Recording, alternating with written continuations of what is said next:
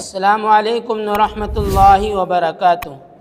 امید ہے دوستو تمام حضرات خیر و عافیت سے ہوں گے۔ دوستو سبق شروع کرنے سے پہلے آپ سے ایک درخواست ہے، اگر آپ ہمارے اس چینل پر نئے ہیں تو ہمارے اس چینل کو سبسکرائب کریں اور بیل آئیکن بٹن کو دبائیں تاکہ ہر آنے والی نئی ویڈیو آپ کے پاس سب سے پہلے پہنچ سکے۔ دیکھیں دوستو، اس سے پہلے ہم نے آپ کو 48واں سبق پڑھایا تھا، آج ہم آپ کو پڑھانے جا رہے ہیں 49واں سبق۔ دیکھیے، بسم اللہ الرحمن الرحیم، یہ اردو زبان کی چوتھی کتاب ہے۔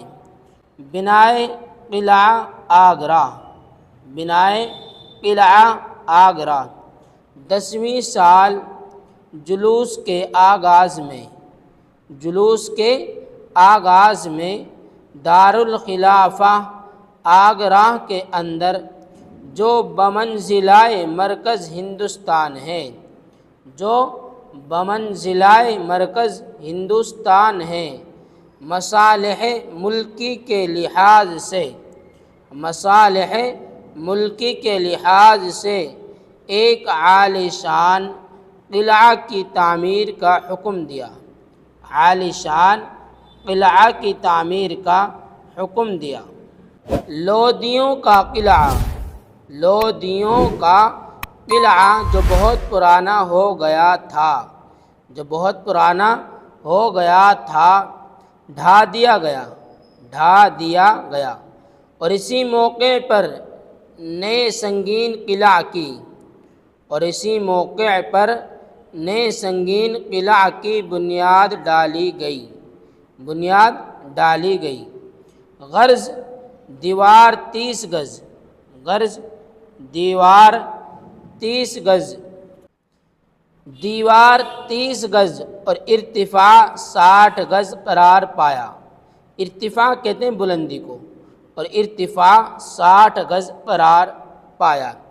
4 دروازے رکھے گئے، 4 دروازے رکھے گئے، ہر روز 3-4 ہزار آدمی، ہر روز 3-4 ہزار آدمی، مہندس و معمار، مہندس حساب جاننے والا انجینئر، معمار سنگ تراش اور مزدور کام کرتے تھے، اور مزدور کام کرتے تھے۔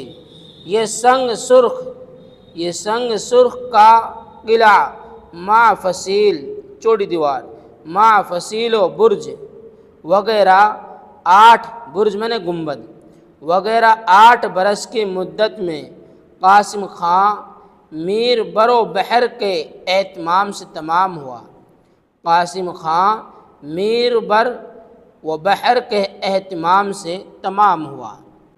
دیکھ کچھ لفظ ان کے معنی ہم آپ کو بتلاتے ہیں۔ دیکھ اس لفظ کے کیا معنی ہیں۔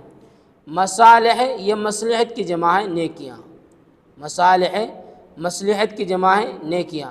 ارتفاع بلند، یہ بلندی، ارتفاع کیا معنی ہے؟ بلند، بلندی۔